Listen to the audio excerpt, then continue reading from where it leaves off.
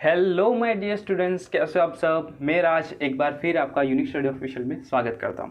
आज के इस महत्वपूर्ण लेक्चर में हम लॉ ऑफ वेरिएबल प्रोपोर्शन को कंटिन्यू रखेंगे और ये होगा हमारा आखिरी लेक्चर जहां पे हम देखेंगे एक्सप्लेनेशन किसका, फिगर का। क्योंकि अभी तक हमने आप देख सकते हो meaning, statement, assumption, table, figure ये सब कुछ ख़त्म कर लिया है और ये फिगर का एक्सप्लेनेशन हम आज सीखने वाले हैं। और ये जो एक्सप्लेनेशन है आपके एमसीक्यूज़ में भी बहुत काम में आता है, ठीक है। तो एमसीक्यूज़ भी आप अच्छे से अटेम्प्ट कर पाओगे अगर आपने इस एक्सप्लेनेशन को अच्छी तरीके से सीख लिया तो, ठीक है। तो फटाफट से हम इस एक्सप्लेनेशन को स्टार्ट करते हैं। तो ये रही फिगर जो आप देख सकते हो, इतनी अच्छी फिगर है और इसको कैसे ड्रॉ करना है मैंने लास्ट लेक्चर में आपको समझा दिया था, ठीक है। तो यहाँ पे आप देख सकते हो कि एक्स एक्सिस पे मैंने टोटल नंबर ऑफ़ लेबर्स को बताया है, यानी कि जैसे जैसे आप आगे बढ़ोगे नंबर्स ऑफ लेबर बढ़ते जाएंगे किस पे, एक्स एक्सिस पे, ठीक है। और वाई एक्सिस पे मैंने total product, marginal product and average product बताया है, ठीक है। तो ये तीन चीज़ें हैं मैंने वाई एक्सिस पे बताई है और आपको भी ऐसा ही करना है, ठीक है। फिर एक और चीज़ जो फोकस करने वाली है कि आपकी जो टोटल प्रोडक्ट कर्व है सबसे ऊपर वाली, ये कुछ ऐसे बनी है, ठीक है। तो ये जो कॉन्वेक्सिटी है, ये कॉन्वेक्स लाइन है और ये है कॉनकेव, इन दोनों को जो जॉइंट करता है उसे हम बोलते हैं point of inflection.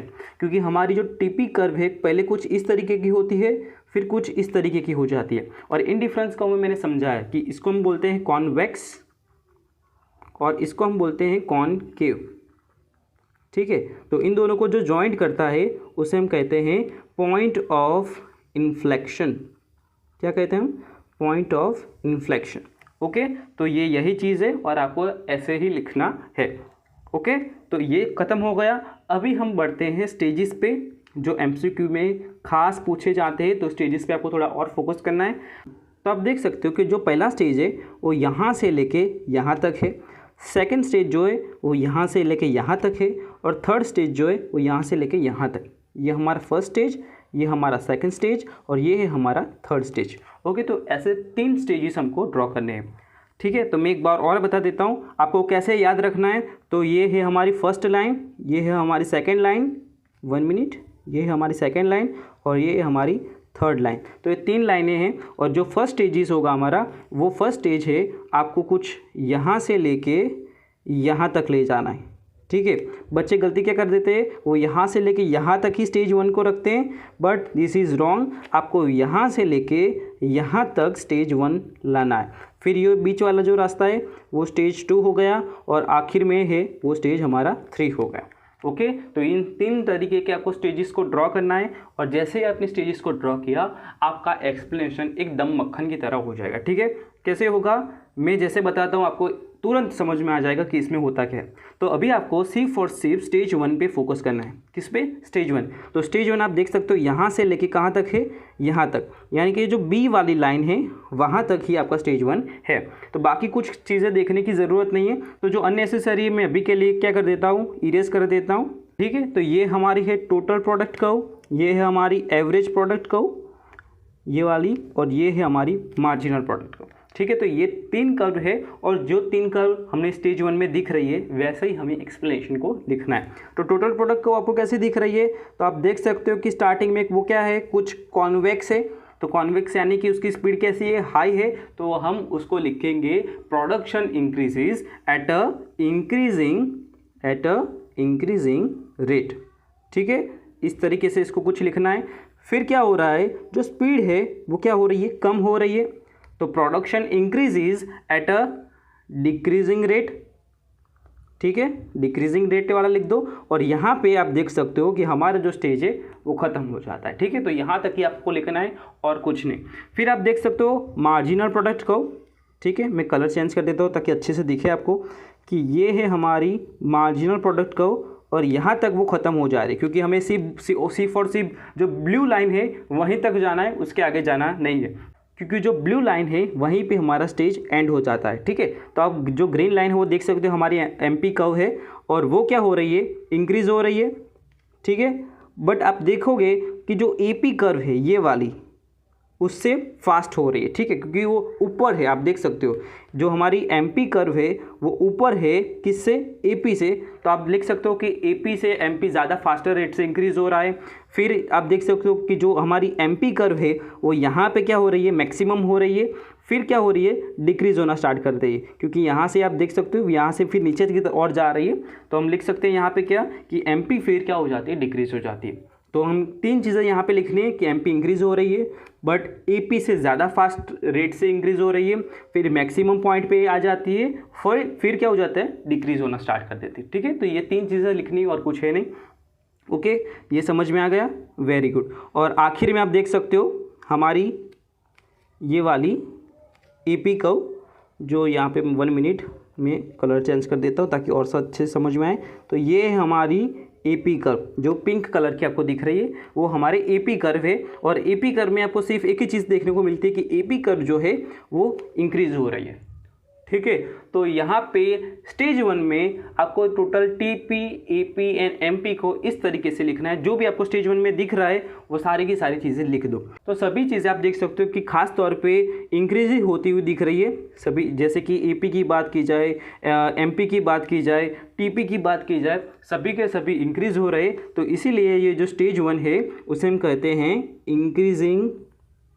Increasing return वाला स्टेज, ठीक है। तो एमसीक्यू में कभी कभार आ जाता है कि इंक्रीजिंग रिटर्न किस स्टेज में देखने को मिलता है, तो स्टेज 1 में वो देखने को मिलता है। अब क्वेश्चन आता है कि सर ऐसा क्यों होता है, ठीक है। तो ऑलरेडी मैंने इसको लेक्चर 1 में समझा दिया था, बट फिर से मैं समझा देता हूँ कि सपोज करो ये है हमारी लैंड, ठीक है। और यहाँ पे मैं अज्यूम कर देता हूँ कि दो लोग यहाँ पे बहुत अच्छी तरीके से काम कर देते हैं कि यहाँ पे, चलो मैं यहाँ पे अज्यूम कर देता हूँ कि यहाँ पे जो बीज रोपने का काम है वो एक है, और यहाँ पे एक ट्रैक्टर पड़ा है तो ट्रैक्टर चलाने वाला एक चाहिए। ऐसे करके 2 जन की यहाँ पे ज़रूरत है। तो जब पहला लेबर आप लगाओगे यहाँ पे तो वो बीज का काम संभाल लेगा, और जब दूसरा लेबर लगाओगे तो वो ट्रैक्टर का काम संभाल लेगा। तो यहाँ पे जो लेबर्स है वो क्या कर रहे हैं कि जिसको जो आता है वो कर रहा है, तो प्रोडक्शन तो अच्छे से ही होगा इंक्रीज। और 2 जगह खाली है तो दोनों की दोनों यहाँ पे अच्छी तरीके से फुलफिल हो जा रही है। तो दोनों के दोनों जो लेबर्स है बहुत अच्छी तरीके से काम कर पाएंगे।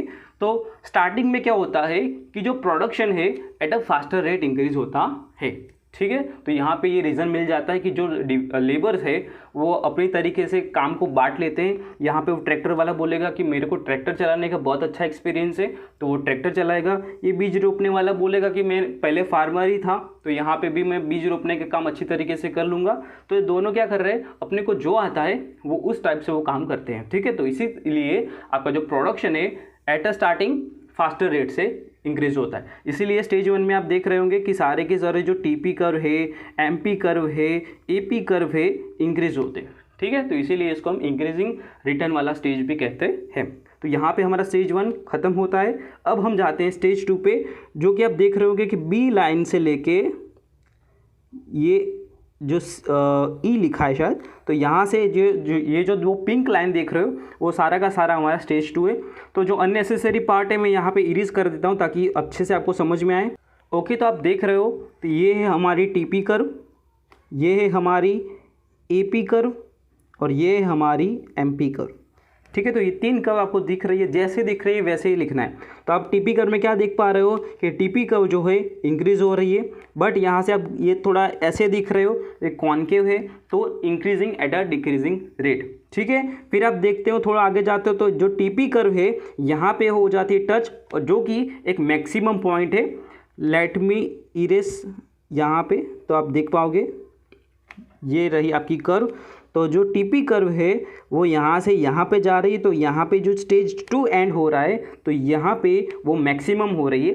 तो टीपी में आप लिख सकते हो कि टीपी जब यहाँ से स्टार्ट होता है बी से तो इंक्रीजिंग होता है but at a decreasing rate, और यहाँ पे ई पॉइंट पे वो मैक्सिमम हो जाती है।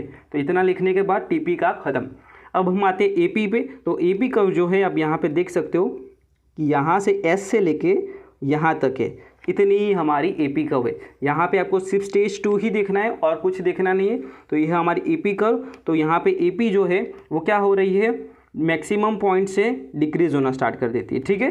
तो एपी कर्व डिक्रीज होती है, ठीक है। और यहाँ पे एमपी की बात करूँ तो एमपी 1 मिनट, ये रहा आपका एमपी। एमपी क्या हो रहा है, डिक्रीज़ हो रहा है, बट आप देखोगे कि जहाँ पे स्टेज 2 एंड होता है वहाँ पे वो क्या हो जाता है, 0 हो जाता है। ठीक है, तो एमपी में दो चीज़ें देखने को मिली कि वो तो डिक्रीज़ हो रहा है, और दूसरी बात क्या कि वो जब स्टेज 2 एंड होता है वहाँ पे वो क्या हो जाता है, 0 हो जाता है। ठीक है, इतनी चीज़ें आपको लिखनी है। तो अब क्वेश्चन आता है कि ये कौन सा स्टेज है। तो यहाँ पे आप देखोगे कि सारी की सारी मोस्ट ऑफ चीज़ें हैं वो क्या हो रही है, डिक्रीज़ हो रही है। जैसे कि यहाँ पे मैं बात करूँ एपी की, कि एपी भी डिक्रीज़ हो रहा है, एमपी की तो एमपी भी डिक्रीज़ हो रहा है, और ये टीपी कर्व भी है उसकी भी स्पीड कैसी है, स्लो है। ठीक है, डिक्रीजिंग रेट से वो इंक्रीज़ हो रहा है। तो सारी चीज़ें यहाँ पे क्या दिखने को मिल रही है, डिक्रीज होती हुई दिखने को मिल रही है। इसीलिए स्टेज 2 को हम डिक्रीजिंग रिटर्न वाला स्टेज भी कहते हैं। कौन सा स्टेज, डिक्रीजिंग रिटर्न वाला स्टेज। एमसीक्यू में आ सकता है कि डिक्रीजिंग रिटर्न कौन से स्टेज में देखने को मिलता है, तो स्टेज 2 में वो देखने को मिलता है। ठीक है, इतनी चीज़ खत्म। ओके, अब नाउ क्वेश्चन आता है कि सर यहाँ पे डिक्रीजिंग रिटर्न देखने को क्यों मिलता है, क्योंकि हमने बात की यहाँ पे, अगर आपको याद हो तो यहाँ पे दो जगह खाली पड़ी थी। यहाँ पे एक लेबर होगा जो अच्छे से बीज का रोपण करेगा, और दूसरा लेबर जो होगा वो अच्छे से ट्रैक्टर चल रहेगा। इस तरीके से आपका जो एरिया है लैंड का अच्छी तरीके से वो क्या करेगा, प्रोडक्शन भी उसमें होगा और अच्छी तरीके से आपको प्रॉफिट भी देगा। बट आप क्या कर रहे हो, एक लेबर लगाया, दो लगाया, फिर 3 लगा रहे हो, 4 लगा रहे हो, 5 लगा रहे हो, 6 लगा रहे हो। तो इस तरीके से आप लेबर को लगाए जा रहे हो। तो जब 3, 4, 5, 6 ऐसे लगाओगे तो यहाँ पे आप देखोगे कि सिर्फ 2 ही जगह अच्छी है, फिर तीसरा लगाओगे, चौथा लगाओगे, 5वां लगाओगे, तो लोग काम अच्छे से नहीं कर पाएंगे। ठीक है, तो एक तो आलसीपन आ जाएगा, दूसरा वो बातचीतें ज़्यादा गपशप करने लगेंगे। फिर जो मैंने बात की थी फर्स्ट स्टेज में कि वो अच्छे से एक दूसरे के साथ काम को बांट लेते थे, यहाँ पे वो कोऑर्डिनेशन देखने को मिलेगा नहीं। तो इसीलिए प्रोडक्शन की स्पीड डिक्रीज हो जाती है और इसीलिए डिक्रीजिंग रिटर्न देखने को मिलता है। अब आते हैं हम स्टेज 3 में, जहाँ पे आप देख सकते हो कि जो हमारी टीपी कर्व है वो डिक्रीज हो रही है, यानी कि घट रही है। तो आप देख सकते हो कि डिक्रीज यहाँ पे देखने को मिलता है टीपी कर्व में। फिर एपी कर्व भी क्या हो रही है, डिक्रीज हो रही है। ठीक है, और एमपी कर्व जो है वो क्या हो रही है, 0 से भी नीचे जा रही है। दैट मीन्स वो क्या हो रही है, नेगेटिव हो रही है। ओके, तो एमपी कर्व के कारण इस स्टेज को हम नेगेटिव रिटर्न वाला स्टेज भी कहते हैं। ठीक है, तो फर्स्ट स्टेज हमारा इंक्रीजिंग रिटर्न वाला, सेकंड स्टेज हमारा डिक्रीजिंग रिटर्न वाला, और थर्ड स्टेज जो है वो नेगेटिव रिटर्न वाला बन जाता है। क्यों बन जाता है, क्योंकि एमपी जो है वो 0 से भी नीचे जा रहा है, दैट मीन्स नेगेटिव हो रहा है। ओके, तो जो भी 3 चीज़ें आपको देखने को मिली कि टीपी डिक्रीज हो रहा है तो वो लिख दो, एपी डिक्रीज हो रहा है वो लिख दो, और एमपी नेगेटिव हो रहा है वो लिख दो। ओके, तो यहाँ पे आपका स्टेज 3 का एक्सप्लेनेशन ओवर हो जाता है। और ऐसा क्यों देखने को मिलता है वो क्वेश्चन आता है। तो मैंने बोला था कि यहाँ पे 2 लोगों की ही जगह अच्छी से आपने 6 लेबर तक तो लगा दिए, बट अब जब 7वां, 8वां, 9वां लेबर लगाते हो तो कहाँ 2 लोगों की जगह और कहाँ आप 7, 8, 9 लेबर को यहाँ पे एम्प्लॉय कर रहे हो, तो यहाँ पे लेबर्स की संख्या बहुत हो जाती है एज़ कम्पेयर टू उनकी जितनी रिक्वायरमेंट है। ठीक है, तो इसीलिए प्रोडक्शन डिक्रीज होना स्टार्ट कर देता है, क्योंकि यहाँ पे जगह ही नहीं है और आप क्या करे जा रहे हो, लेबर्स को ऐड किए जा रहे हो, ऊपर से आपको मजदूरी भी देनी है।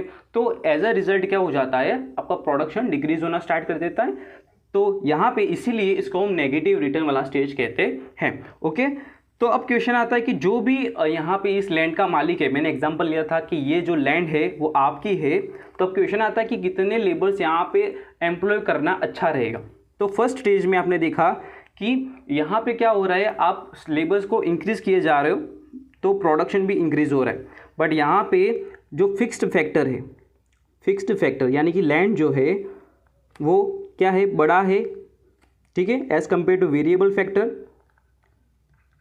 तो यहाँ पे लेबर्स को इंक्रीज करते रहना ही अच्छा होता है, क्योंकि आपने पहले कोई भी लेबर नहीं था, पहले फिर आपने फर्स्ट लेबर लगाया, फिर आपने सेकंड लेबर लगाया, तो प्रोडक्शन इंक्रीज हो रहा है। तो यहाँ पे फर्स्ट स्टेज में काम करना उतना अच्छा नहीं है। क्यों अच्छा नहीं है, क्योंकि ज़मीन बहुत बड़ी है और कम संख्या पे यहाँ पे क्या देखने को मिल रहा है, लेबर्स देखने को मिल रहे हैं। तो यहाँ पे उतना जो प्रोडक्शन का हाई टारगेट था वो अचीव नहीं कर पाएंगे। और यहाँ पे थर्ड स्टेज की बात की जाए तो थर्ड स्टेज में क्या हो रहा है कि जो वेरिएबल फैक्टर है वो क्या हो जाता है, ग्रेटर हो जाता है। ठीक है, वेरिएबल फैक्टर बहुत ज़्यादा हो जाता है, यानी कि लेबर्स बहुत ज़्यादा हो जाते हैं as compare to fixed factor, यानी कि लैंड की जो मात्रा है उससे ज़्यादा लेबर्स यहाँ पे हो जाते हैं। इसीलिए प्रोडक्शन डिक्रीज होना स्टार्ट कर देता है और बल्कि मैं कहूँगा नेगेटिव हो जाता है।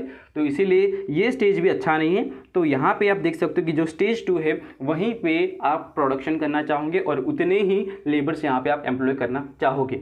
एग्जैक्ट कितने लेबर एम्प्लॉय करोगे तो वो एक और टॉपिक है कि आप वेरिएबल फैक्टर्स को कितना पैसा पे कर रहे हो, उनकी प्रोडक्टिविटी कैसी है, उस तरीके से आप एग्जैक्ट लेबर को एम्प्लॉय करोगे, यानी कि 6, 5, 4 कितने, उस टाइप के। ओके, तो यहाँ पे मेरा एक्सप्लेनेशन खत्म होता है और इसी तरीके से आपको लिखना है। लिखना कैसे, मैंने बहुत अच्छी तरीके से नोट्स में लिखा है, तो वहाँ से आप पढ़ पाओगे।